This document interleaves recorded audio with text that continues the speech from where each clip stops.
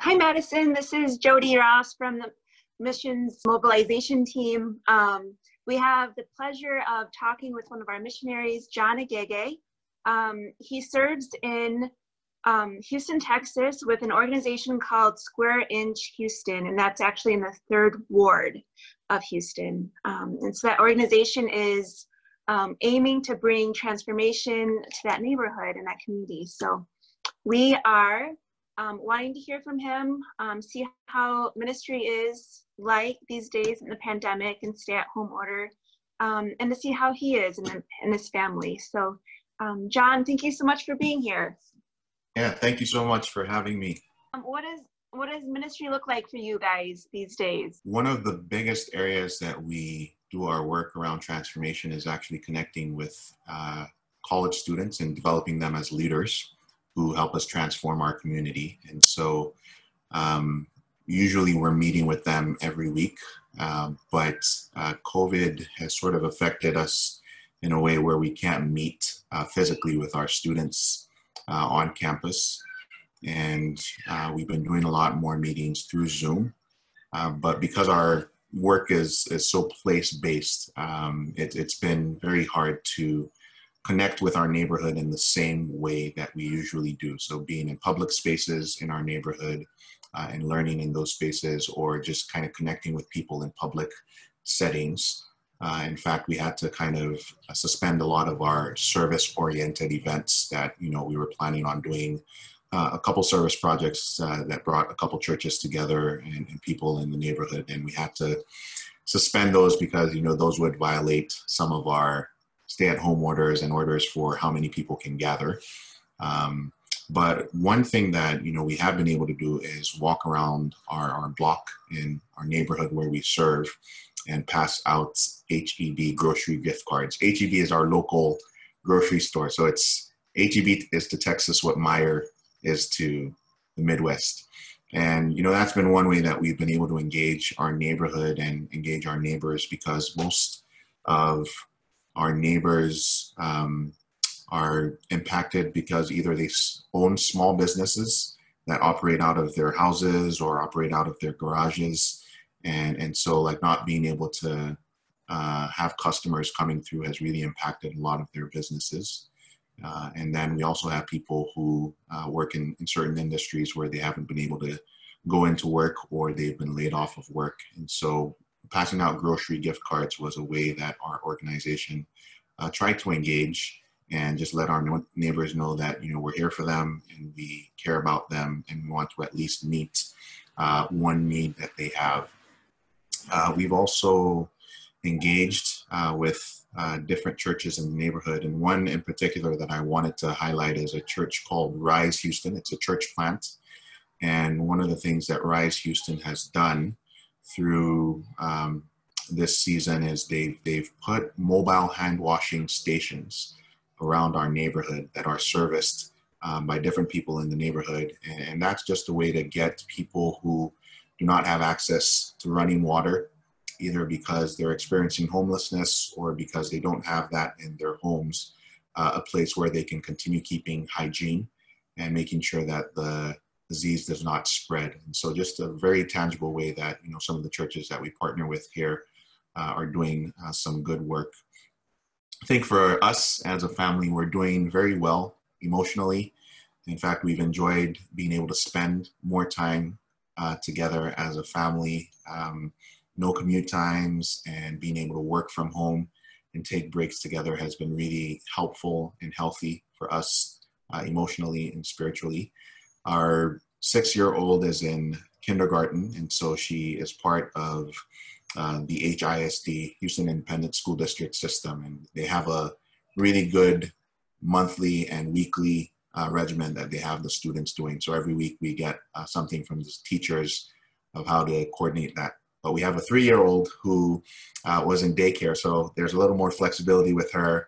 And we also feel like we're not bad parents if she's not doing something all the time. But we want her to be engaged and doing something. But if she doesn't learn too much that day, we're just kind of like, oh well. Yeah. So our family is really doing well with the changes. We are thankful that we can both work from home. My wife is a social worker, and so she's been doing a lot of telehealth over Zoom with her clients and with her patients. And I've been doing a lot more administratively. So my work has shifted more from a lot of pastoral presence to more administrative work, but also connecting with people over Zoom. And then once in a while going out into the community to check in on my neighbors and deliver grocery gift cards or just check in and see how people are doing. But I am eagerly waiting for a time when I can do more and just be able to be more present in the lives of the neighborhood, because yeah, that's really all my work is about. It's about prayer and presence with people. We have been communicating with our family because I'm a missionary from Nigeria to the US. So my family is in Nigeria, and checking in with my parents to just see how the situation is there. So far, there haven't been as many cases in Nigeria, but just kind of connecting with them and making sure that they're okay. It's a very hard place to practice social distancing, and so my parents have been very wise with that and trying their best to kind of maintain social distancing as much as they can. But we're very thankful to God that there's a way in which the virus hasn't spread as rapidly on the African continent and specifically in Nigeria. But we continue to pray for protection and continue to pray for their health and the health of all other people. And I think the last question on here is about biblical truths that I've seen in this time. And yeah, I think one of the biggest realizations is just how maybe different God is calling us to live, especially with systemic change, the things that need to change systemically. I live in a predominantly African-American community, and so just seeing the ways that the virus in many ways, both health-wise, because of underlying conditions, diabetes, high blood pressure, or just economically, because of the way that, our economic system is structured, people losing jobs or people not being able to access funding. I think just seeing how the effects of that have really hurt communities like mine a lot more than others. And as we look for what new things Christ is doing, just thinking through how Christ's lordship and sovereignty over all things really calls us to have that be reflected in even the way that we treat people in economic systems and healthcare systems, and how there's a way for us to really create flourishing and wholeness for all of God's children in a way where, people aren't adversely affected by things like this, but there's a true coming together and a true witness to the rule and the reign of Jesus Christ, where justice and righteousness kind of reign, and even the way that things are done and the way that people have what they need and don't have to be afraid in times like this. So I think those are some of the biblical truths that I've been reflecting on, just justice and righteousness, and how there's a way through the resurrection of Jesus Christ and the power of God's love and the Spirit working for us to even change the way that we experience things like pandemics and economics. That's great, John. Thank you so much for that good word. It's really good to remember that God is sovereign through all of this, and that his justice does reign through this as well. So we wanted to know, what kind of points can we be praying for you and your family about? Yes. So some of you may know, but I have been waiting on a permanent resident status in the US for about 1.5 years now. And during the process, I can't legally receive a paycheck from my employer. And so it's just been a season of, relying on gifts of people. But, I'm really thankful both for what God is doing through providing for our family. We've been living without my salary for, a steady salary for about 1.5 years, but, have been relying on just direct gifts from people, and people have been generous and saying, hey, I'll forgo any tax kind of receipts that I get from sending things directly to the church that pays you and just send you and your family those checks. But I think just for more patience for us as we continue to wait for speed for the government as much as there can be in processing the paperwork, so that we can kind of resume legal status in the U.S. as permanent residents. There are a lot of things that affects. That affects my ability to travel. It affects my ability to apply for other jobs. And so it's been a difficult season of grieving, not being able to do certain things. I had an aunt who passed away in Nigeria, and I couldn't go for her funeral.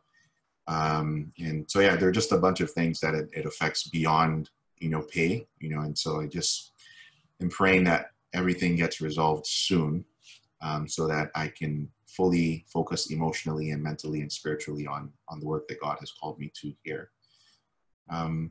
But, apart from that, just continued prayers for churches in our neighborhood, that, the churches will continue to shine the light of Christ in hard places, and that God would continue to resource the churches here with what they need financially, spiritually, to really make sure that the gospel is going forward in times like these. And then I think I would also want prayers for the church that I'm a part of here, the local church body that I'm a part of here. We're going through a difficult pastoral transition. We had a resignation at the beginning of the year, and I serve as an elder at the church. So just kind of shielding some of those responsibilities, and prayers for stamina, but also wisdom to set good boundaries so that I do not overfunction. Yeah, we will definitely be praying for you about that, John, because it's a big load to carry for sure on all of those points. So thank you so much for your time and for being with us. We really appreciate hearing from you. Thank you.